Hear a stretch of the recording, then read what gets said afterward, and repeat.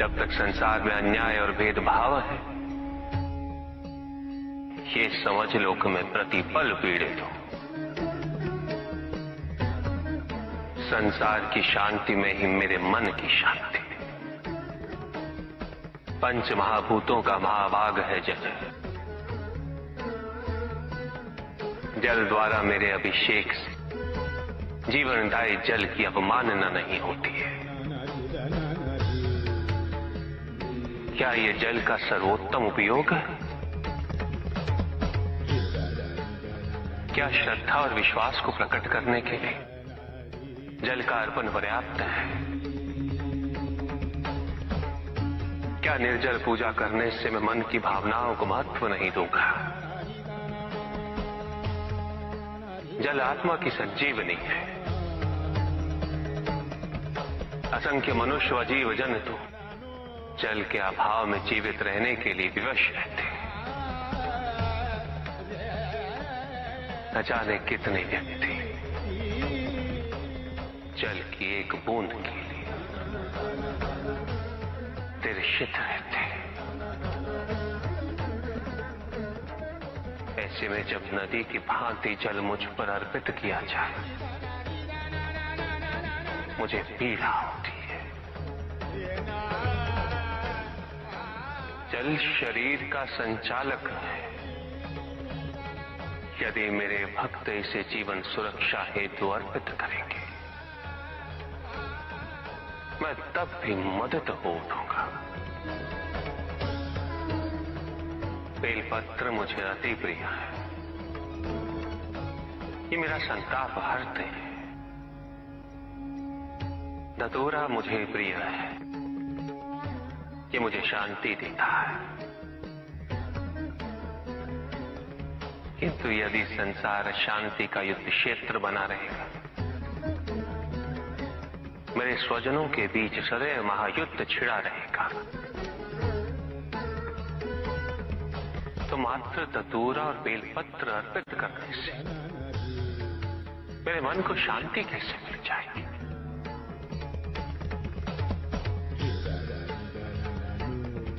मेरी पूजा संपन्न कैसे हो जाएगी? उपासना में यदि मेरे जैसे हो जाने का भाव है, तो मेरी सच्ची उपासना है।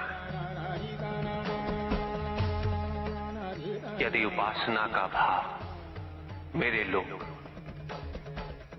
और मेरे समीप आने की कामना है,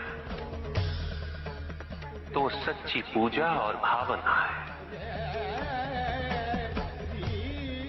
तुम मन में स्मरण करो, मैं सुनता हूं।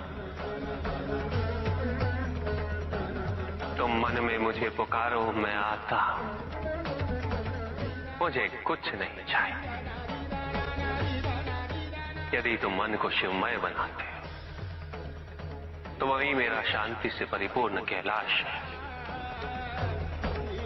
वही मेरी सुंदर काशी है। वही मेरी उज्जैनी है। कौन सी विधि, कैसी विधि? अपने आप से पूछो कि पूजा का अर्थ क्या है।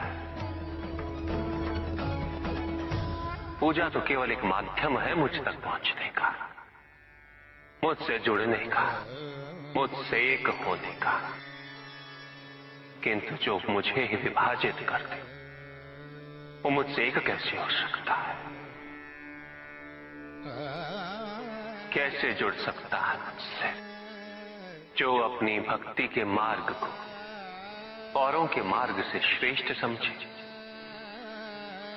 उसकी पूजा में सदैव अहंकार विद्यमान होगा। पूजा करने के लिए श्रेष्ठता का नहीं, समानता का भाव आवश्यक है। समानता केवल उनमें ही आ सकती है जिनका मन अपने आराध्य के प्रति समर्पित है। क्या पूजा साधनों पर आश्रित है, सामग्री पर आश्रित है, विधि पे आश्रित है, या भक्त के भाव पर, उनके विचारों पर? यदि पूजा करते समय व्यक्ति को ये स्मरण रहे कि वो कितनी श्रद्धा, कितने समर्पण और कितनी भव्यता से पूजा कर रहा है, तो वो पूजा नहीं। जिस व्यक्ति के मन में ये विचार हो कि उसके पास पूजा के पर्याप्त साधन नहीं, तो पूजा उसकी भी सच्ची नहीं होती। पूजा तो केवल वही सच्ची है जब भक्त के मन में आराध्य के अतिरिक्त कोई विचार ना हो, कोई संकोच ना हो। भक्त को यह अनुभूति हो कि वो अपने आराध्य से पृथक नहीं, उसके आराध्य उससे पृथक नहीं। और जो भक्त ऐसा सोचेगा वो भक्ति के अन्य मार्गों का भी सम्मान करेगा। स्मरण रहे, मुझे पाने के लिए किसी और व्यक्ति को माध्यम बनाने की आवश्यकता नहीं, क्योंकि भक्त मुझे अपने मन की पवित्रता से प्राप्त कर सकता है। यदि भक्त का मन ही निश्चल नहीं, तो किसी और के माध्यम हो जाने से वो कैसे संभव हो जाएगा? और यदि मन पवित्र है, तो फिर माध्यम की आवश्यकता ही क्यों? मेरी प्रार्थना करने के लिए प्रेम पूर्ण हृदय चाहिए, ऐसा हृदय जो जीवन के प्रत्येक क्षण प्रेम पूर्ण रहे। और यह तभी संभव है जब व्यक्ति सबसे पहले अपने आप से प्रेम करना सीखे, अपने आप से जुड़ना सीखे। जब तक व्यक्ति को अपने मन में विद्यमान दिव्यता की पहचान नहीं होती, वो दूसरों में भी उस दिव्यता को नहीं देख सकता।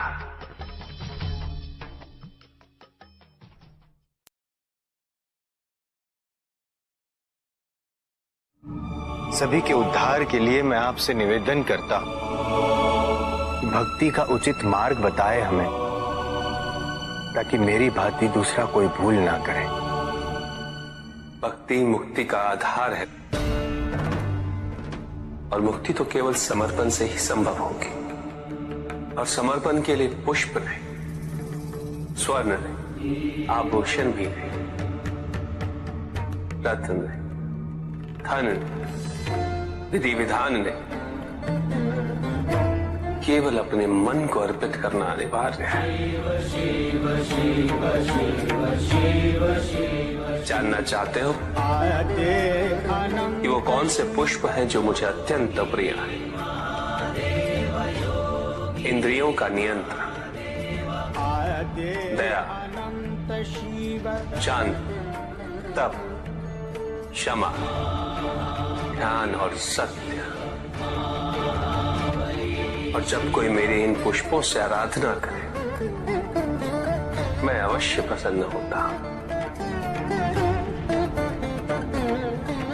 भक्ति में भव्यता आवश्यक नहीं है, अपितु सारल्यता आवश्यक है।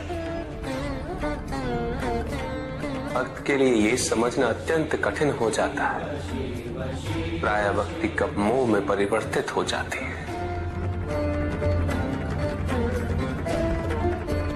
और ऐसे में पथ भ्रमित होना अनिवार्य है।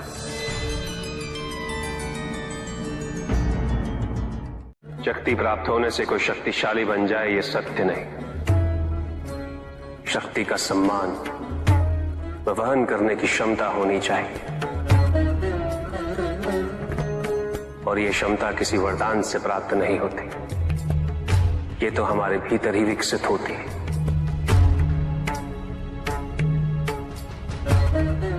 हमारे विचारों से, संस्कार से। तो प्रभु, जो आपकी तपस्या कर आपको प्रसन्न कर लेता है, उसके विचार व कर्म शुद्ध ही होंगे ना?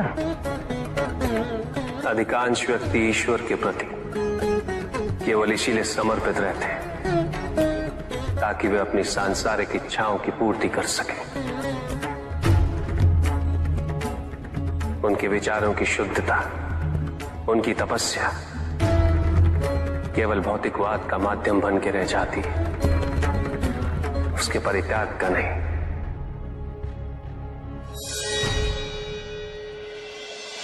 अहम भाव से ग्रसित ऐसे व्यक्ति अपने से परे देख ही नहीं पाते।